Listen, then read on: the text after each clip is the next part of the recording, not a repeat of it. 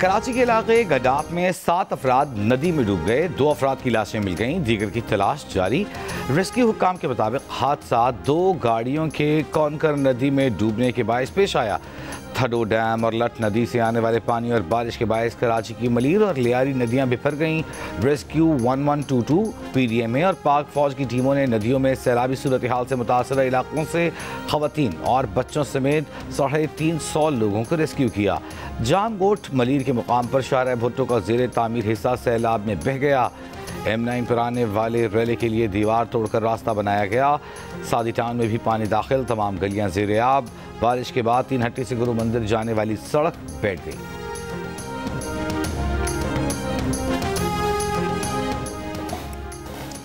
वज़ीर आला सिंध मुराद अली शाह का बारिश से पैदा सूरत हाल का जायज़ा लेने के लिए कराची के मुख्तलिफ इलाकों का दौरा।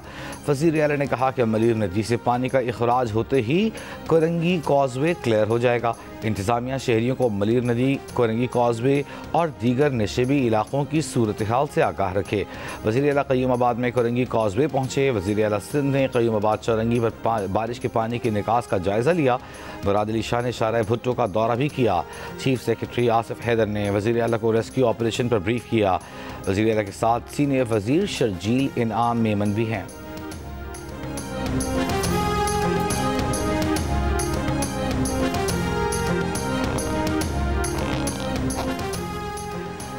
आज दोपहर कराची के मगरबी और जुनूबी इलाकों में कहीं कहीं मूसलाधार बारिश हो सकती है। महकमा मौसमियात के मुताबिक शहर में हल्की और मुतदिल बारिश का सिलसिला रात गए तक जारी रहेगा।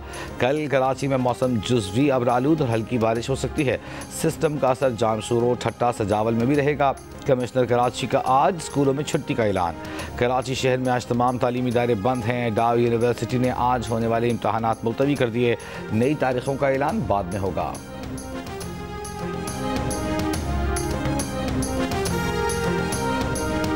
जलालपुर पीरवाला में मौजा राने का बंद टूटने से रेला शहरी आबादी की तरफ तेज़ी से बढ़ने लगा।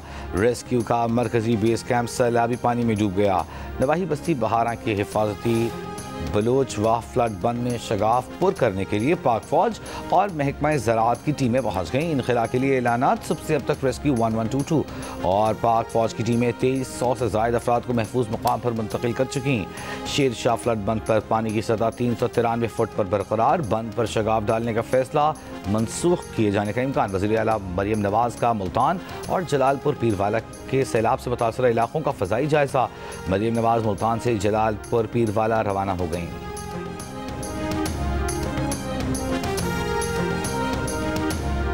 बहावलपुर में दरिया सतलुज में ऊंचे दर्जे का सैलाब। नॉर्दर्न बाईपास रोड के करीब एक और ज़मींदारा बंद टूटने से पानी शहरी इलाके झांकीवाला रोड के नशीबी इलाकों की तरफ बढ़ने लगा। मुतादिद बस्तियाँ ज़ेर-ए-आब। इलाका मकीनों की नकल मकानी जारी। निजी कश्ती मालिकान की जानिब से मुतासिरीन सैलाब से ज़ायद रकम लेने की शिकायत। डिप्टी कमिश्नर ने निजी कश्तियाँ तहवील में लेकर सरकारी रेस्क्यू ऑपरेशन का हिस्सा बनाने की हिदायत कर दी।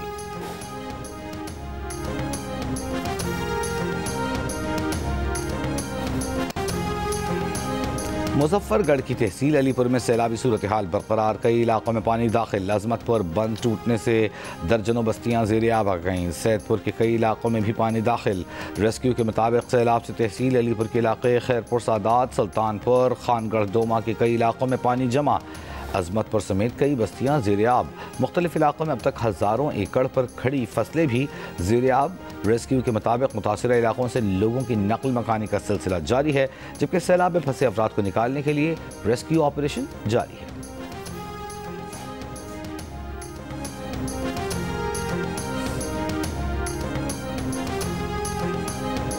नायब सदर पीपल्स पार्टी शेरी रहमान ने कहा है कि मुल्क में तबाहकुन सैलाब के बायस 28 अजला में फसलें तबाह हो गईं।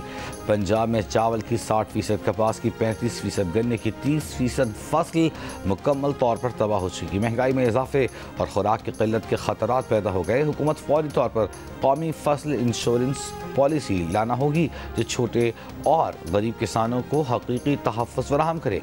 हंगामी इक़दामात के तौर पर बीज, खाद और सब्सिडी दी जाए ताकि दोबारा काश्त मुमकिन बनाई जा सके।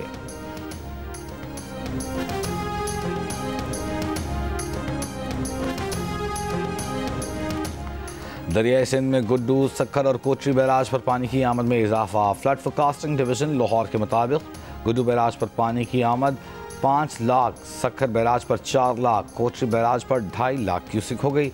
दरियाई चेनाब पर हेड पंज नद में पानी की आमद में इजाफा। पानी का बहाव 4,75,000 क्यूसिक हो गया। हेड तिरिमू पर पानी के बहाव में कमी। दरियाई रावी में हेड से धनाई पर इंतहाई ऊंचे दर्जे का सैलाब, बहाव 1,28,000 क्यूसिक। दरियाई सतलुज में गंडा सिंह वाला पर भी इंतहाई ऊंचे दर्जे का सैलाब है, मगर बहाव कम होकर 2,30,000 क्यूसिक हो गया है। हेड सलेमान की और हेड इस्लाम पर बदस्तूर ऊंचे दर्जे के सैलाब हैं।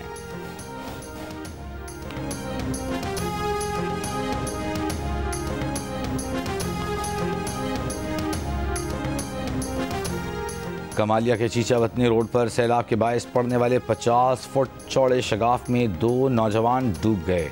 सैलाब के बायस ज़मीनी राबता मुनक़ता था। 18 साला मुजम्मिल कॉलेज जाते हुए पानी में बह गया। मुजम्मिल को बचाने के लिए मुकामी नौजवान ने पानी में छलांग लगाई, ताहम दोनों गहरे पानी में डूब गए। रेस्क्यू एहलकारों ने 8 घंटे की तवील जिद्दोजहद के बाद दोनों की लाशें निकाल कर वरासा के हवाले कर दी।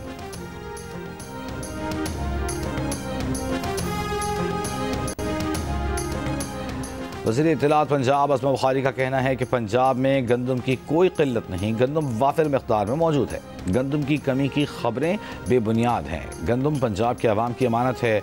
किसी को सैलाब की आड़ में आटा या रोटी महंगी करने की इजाज़त हरगिज़ नहीं दी जाएगी। वज़ीर आला ने तमाम फ्लावर मिल्स, आड़तियों और गंदम स्टॉक करने वालों को 3 दिन की मोहलत दी है। अगर कोई फ्लावर मिल और गंदम स्टॉक करने वाले 3 दिन में अपना स्टॉक डिक्लेयर नहीं करते तो उसके खिलाफ सख्त कार्रवाई होगी।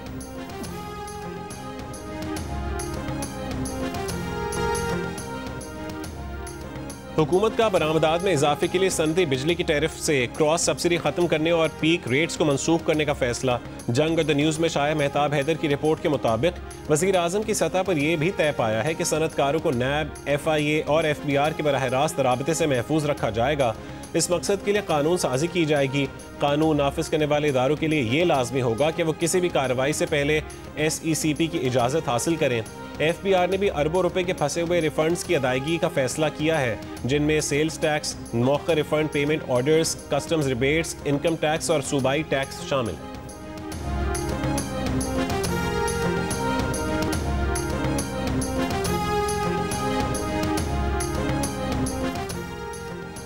शराब व असलहा बरामदगी केस में इस्लामाबाद की अदालत की अली अमीन गंडापुर को गिरफ्तार करके 17 सितंबर को अदालत में पेश करने की हिदायत। इस्लामाबाद की अदालत ने आदम पेशी पर गिरफ्तारी के वारंट एक बार फिर जारी कर दिए। अली अमीन गंडापुर के खिलाफ थाना बाराकहू में मुकदमा दर्ज किया गया था।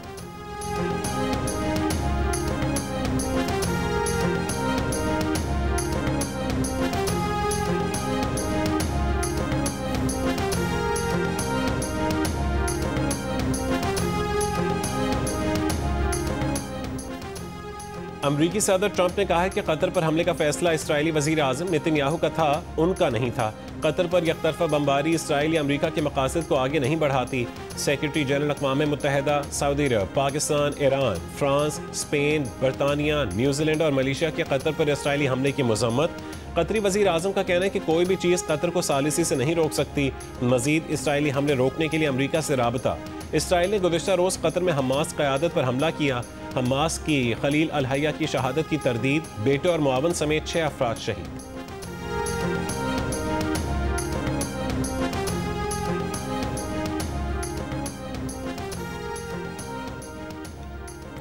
कतर पर इसराइली हमले के बाद आलमी मंडी में तेल की कीमतों में इजाफा हो गया। WTI खाम तेल की कीमत 8.6% इजाफे के बाद फी बैरल $62.63 हो गई। ब्रेंट खाम तेल की कीमत में भी 8.6% इजाफा हुआ। फी बैरल कीमत $66.39 हो गई। नेपाल में पुरतशद्दुद मुजाहिरों में 22 अफराद की हलाकत और वज़ीर आज़म के इस्तीफे के बाद फौज ने मुख्तलिफ इलाकों में पोजीशन संभाल ली। नेपाली सदर की आज सियासी जमातों के रहनुमाओं से मुलाकात मुतवक्के है। नौजवानों की तहरीक के वक्त से भी मिलेंगे। इससे पहले नेपाल की आर्मी चीफ ने मुजाहिरीन को मुज़ाकरात की पेशकश की थी।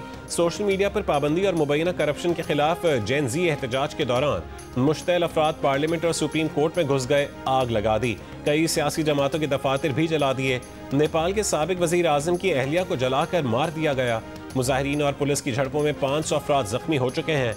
मुजाहरे नेपाली हुकूमत की जानिब से सोशल मीडिया साइट्स पर पाबंदी के बाद शुरू किए गए थे।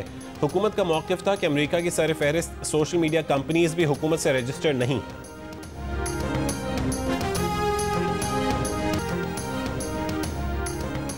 अमेरिकी सदर ट्रंप ने कहा है कि अमेरिका और भारत के दरमियान तिजारत में हायल रुकावटों की दूरी के लिए बातचीत जारी है। वो आइंदा हफ्तों में अपने बहुत अच्छे दोस्त मोदी से बात करेंगे। उन्हें यकीन है कि कामयाब नतीजे तक पहुंचने में कोई मुश्किल नहीं होगी। ट्रंप के बयान पर भारतीय वज़ीर आज़म ने कहा कि हमारे तिजारती मुज़ाकरात भारत अमेरिका शराकत दारी की बेपनाह सलाहियत को उजागर करने का रास्ता हमवार करेंगे। और यूएई में 3 मुल्की सीरीज जीतने वाले पाकिस्तान क्रिकेट टीम आज से एशिया कप की तैयारी शुरू करेगी। ग्रीन शर्ट्स दुबई की आईसीसी एकेडमी में शाम के सेशन में प्रैक्टिस करेगी। एशिया कप में पाकिस्तान का पहला मैच जुमे को ओमान से होगा।